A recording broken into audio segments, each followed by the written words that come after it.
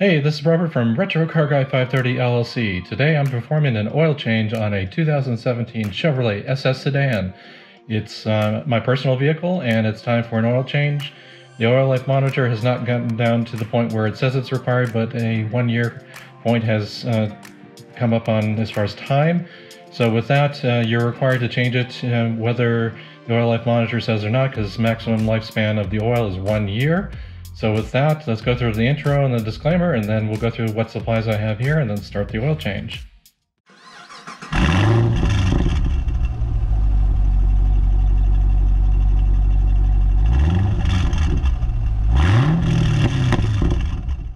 Please review the automotive information, repair, and modification guidelines on this screen. Seek the advice of a repair professional if you're unsure how to perform any repair or modification safely and correctly. All repairs and modifications are performed at your own risk.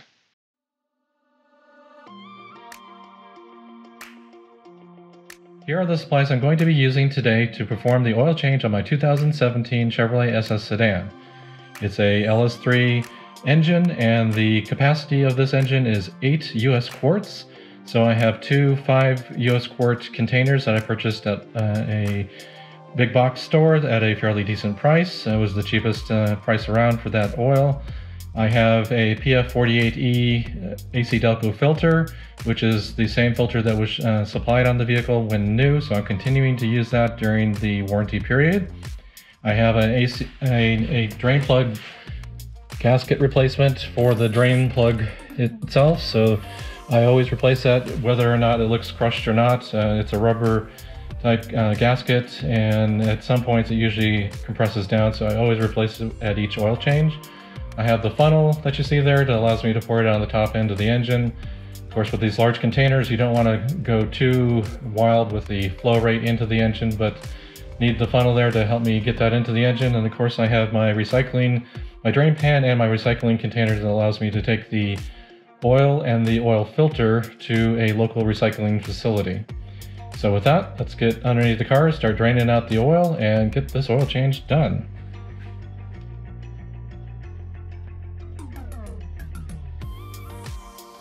The things that I usually check for on an engine before I drain anything from the engine is the condition of the dipstick oil and also the bottom of the filler cap, because those can be indications of whether something bad is going on in your engine that you haven't seen yet. So I usually remove the filler cap and look for any foaming or any residue or anything that looks odd. This looks exceptionally clean, just a hint of some oil residue on the top. This actually looks very, very clean, so that's a good indication nothing's going on. If there's some coolant getting into the oil system, you might see some foaming going on here, so it's a good thing to look here. Take a look down inside to the side of the engine, see if there's any foam in there. I don't see any, so we'll leave this off so we can drain some oil out easier as we drain the oil out of the engine. And also take a look at what the condition is of the oil on the dipstick. I've changed mine over to this cable style, and the oil looks relatively good. A little bit dirty based on the number of miles, but condition is good. So let's go down on the bottom side of the engine and drain out the oil.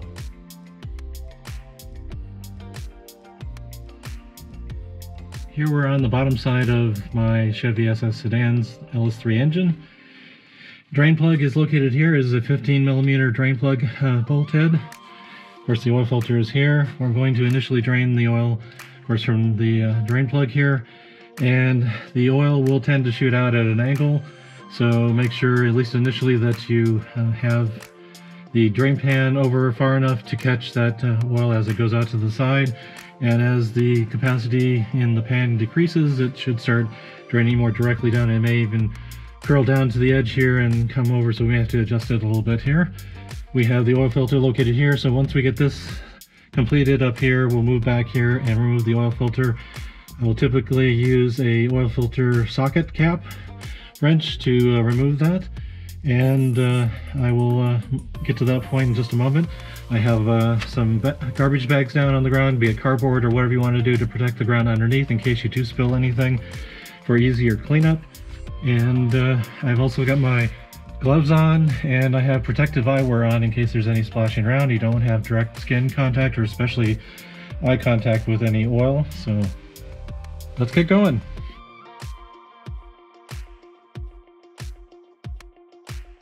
Let's remove the drain plug from the oil pan and use a 15mm wrench to do that. And we'll remove the oil drain plug washer as well. And unfortunately though, it looks like it's stayed on the side of the oil pan, so we'll have to remove that in just a moment. And we'll have to adjust the drain pan just a couple of times here to account for the flow angle of the oil draining out of the oil pan. With it draining like this at this point, I'm going to reach up here and pull the drain plug washer off. So that's what stayed up on the side of the engine, so we're going to make sure we dry that off. There's our new gasket. And again, I'm going to make sure that there's no contaminants in the drain plug sealing area.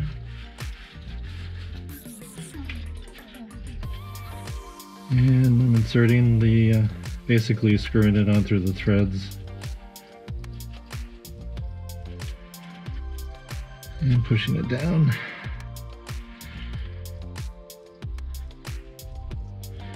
As you can see, the edge of that gasket is very thin as far as the gap between it and the metal, so having it crushed down at all would be a potential seal issue.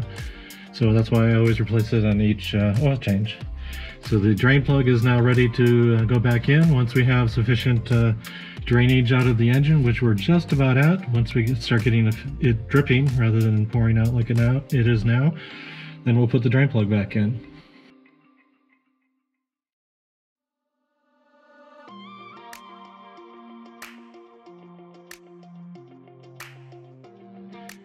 We're at the point where the flow rate is decreased. We're beginning to get little spurts of it. Now we're going to go to drips now. So we're at the point where we should be able to clean off the drain plug area. Initially, we're going to have a little bit still dropping out, but that's fine. We'll clean it up. So I've cleaned off the surface where the drain plug gasket goes. And hand screw this in for the moment. Try to clean up some of this. We'll go through with some brake clean later on to clean this up fully so that we can properly test whether there's been any leaks. So let's go ahead and screw this on here.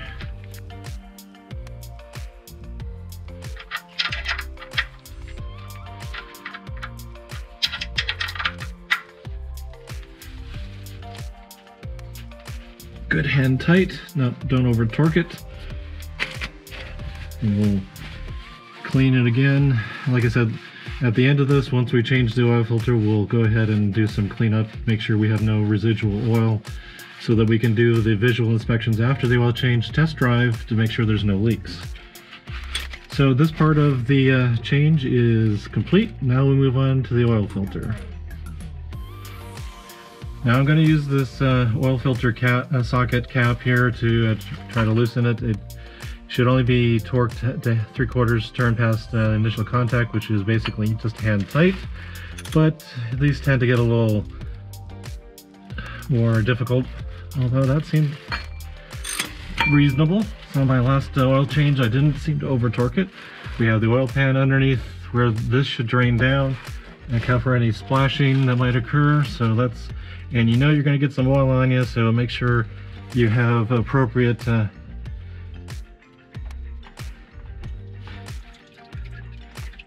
towels and rags necessary to account for. Let's let some of that drain off.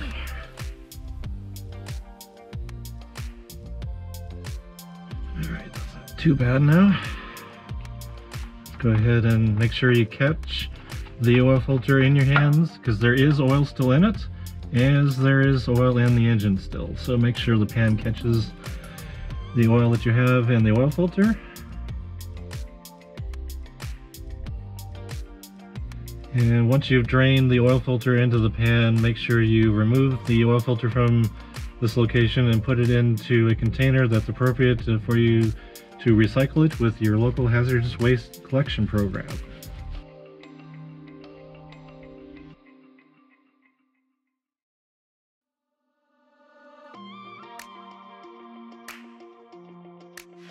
Now we have the oil filter removed, and you can see the residual old oil that's here, so we'll have to clean that up.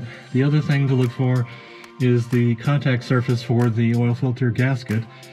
Some of the oil changes performed by certain service departments would have leaks occur after the oil change because they failed to notice that the oil filter gasket remained on the engine after the oil filter was removed, and they put a new oil filter on and a leak would occur. Pretty basic stuff to this, but that's why I'm pointing it out now. We're looking here and the oil filter gasket came off with the oil filter, so make sure that you don't have a case where the oil filter gasket remained on the engine after removing the oil filter. I am going to use a lint-free rag here to use some brake clean in a well-ventilated area. Again, I have my gloves and protective eyewear on. I'm going to clean up the area and examine the contact surface area of on the engine side to make sure there's no nicks or scores or anything that would tear the gasket itself. And clean up the oil that splashed out or drained out from the removal of the original oil filter that you took out for this oil change. And as you can see, we're still getting some oil to come out, so the oil pan should still be below, catching all that. And the reason I make this a point about an oil change is to clean this up is after the oil change, you want to be able to examine the oil filter area, look for any leaks, and if you have any remaining oil from the during the oil change that drained out, you'll never be able to tell if it's leaking. So also, like at the drain plug area, I'm cleaning that up, making sure we're as clean as possible. And the oil filter gasket contact surface looks good. Now we're at the point where we can put the new filter on.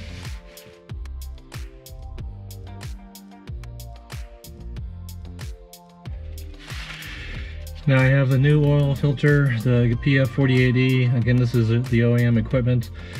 Your use of filter is your personal choice. I'm keeping it all stock through the warranty period, so it can't be claimed that I use a non-standard filter causing any particular problems. So I'm examining the gasket surface. It looks good. I don't see any tears or imperfections in it. And there's only one. Sometimes I've seen a picture of like two gaskets on here. Not this particular filter itself, but in general. So make sure the threads look good and clean. Everything, there's no metal shavings. Everything looks good here. So the thing I would suggest is to get some oil in the filter. So with that, I'm going to attempt to pour some oil into it. And there we have it's gonna go into the filter and be absorbed a bit, so that's pretty much full filter. It also lets me lubricate the gasket with clean oil. If you put the filter on dry, that's up to you, personal choice. I tend to fill the filters on the LS engines since they are facing an orientation that will allow them to be filled. Certain engines will have filters on the side that don't allow for that. Again, personal opinion, personal choice. It just depends what you would like to do. I tend to fill it on the LS engines. And with that, I'm going to clean this up a little bit and then we'll insert it into the engine. Okay, we're about to insert the filter, so I'm gonna lint-free rag again, make sure this is clean and looks good. So So let's take the filter that has the oil in it, put it into my little socket wrench here, and get it started on the threads. And we're going to go to initial contact of the gasket to the engine side of this whole area, and right there is contact. So if you're doing this by hand, you might mark the filter with some, let's say, alignment. So when you're done, you know, if we go quarter, half, 3/4, this mark should be over here.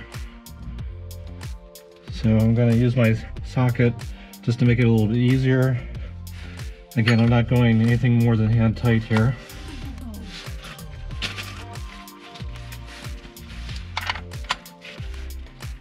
All right, quarter, half, 3/4,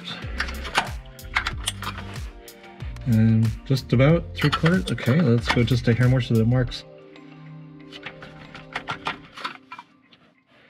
basically there. I am going to clean up everything here again. And the other thing I usually do on my filters, just so it's well documented, when I did something, I will mark them with the miles and date that the filter was installed for the oil change.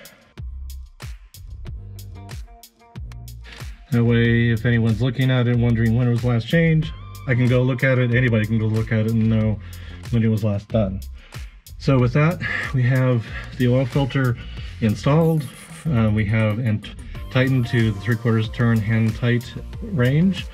I have the drain plug installed with the new gasket there. And we're ready to start pouring the oil on the top side.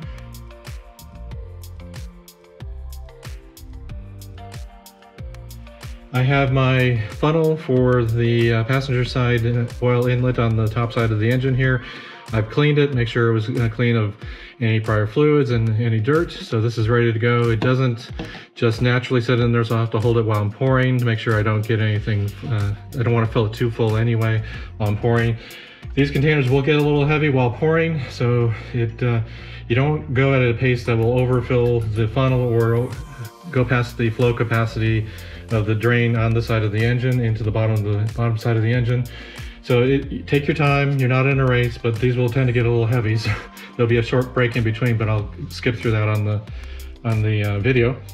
I've used this container to partially fill the oil filter on the bottom side and also lubricate the oil filter gasket. So I'm going to pour this full container in, and then I've marked on the container here where this is full 5 quarts, then this is an additional 3 quarts here with 2 quarts remaining. I'm going to actually pour into about this point. I'm going to check this on a level surface off camera, and when I get to about here, I'm going to stop because you may not have gotten the full 8 quarts out. It's easier to add than it is to remove. So we'll get like 7.5, 7 3/4 in here, and we'll stop at that point, and then we'll do the initial engine startup. But let's get pouring some oil, the fun stuff.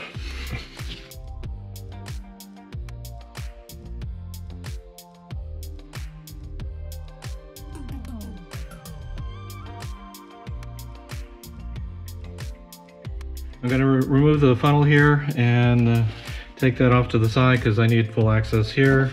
So let's just assume we're okay at this point because I met my target level. So we'll fill the caps back in place. Now let's check the engine oil. Make sure, again, we're on ramp, so the level is not going to be accurate here, but I just want to make sure we have some oil on the dipstick here. And we do. So we're at a point where we've drained the oil, old used oil, put a new drain plug gasket on, drain the oil, remove the oil filter, drain the oil from the oil filter, clean the surface, put a new oil filter on, tighten it to 3/4 turn past initial contact point, hand tight. The top side here, we poured just short of 8 quarts in, since again I want to make sure I didn't if I didn't get a full 8 out, I want to make sure I'm not overfilling the engine. We can get it back on the ground after the oil change and then the test drive to verify that it's at a full capacity. And I'll usually wait a couple hours afterwards to do that last level check, so I won't necessarily have that on camera here. But let's do the initial startup and check out to see if we have any leaks on the bottom side.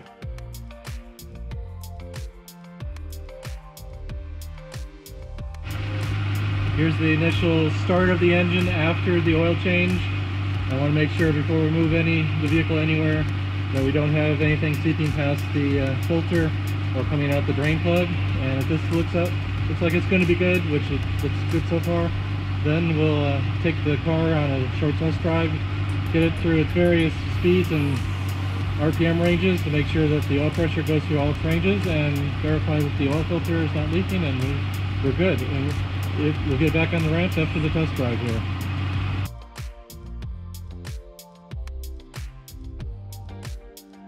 I've just returned with the Chevy SS sedan from a post-oil change spirited test drive to expose the oil filter to a variety of oil pressures from the various RPM ranges of the vehicle, and different, I have a variety of hills. I want to make sure if there's any leaking that it gets exposed to what it's going to be seen over the next several months of use.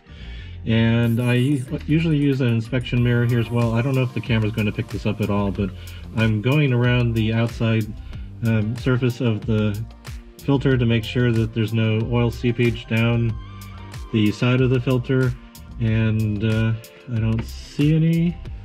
All looks dry, and the same area here, which is going to be hot, but there's no oil coming out of there, so it looks like our underside oil change steps were successful. We don't have any leaking. You should check this again probably in another few days, a couple of weeks, just to make sure it's not seeping at all, because a slow oil leak could be present still that's not visible quite yet.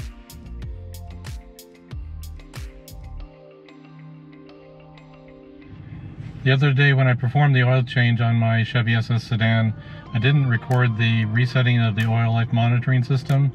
So we're going to do that now, just so you know the steps to do it on your vehicle.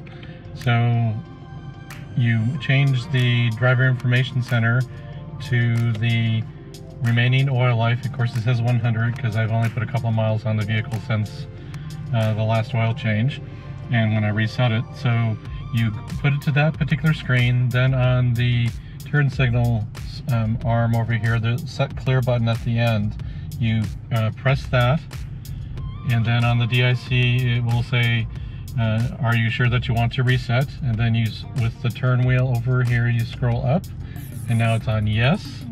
And then I go ahead and press that set clear button again, and it will reset it to 100. I was at 51% prior to the oil change, and then when I reset it last Friday, it went to 100. And so I just wanted to show you the steps so you're aware of how to do that on your vehicle as well.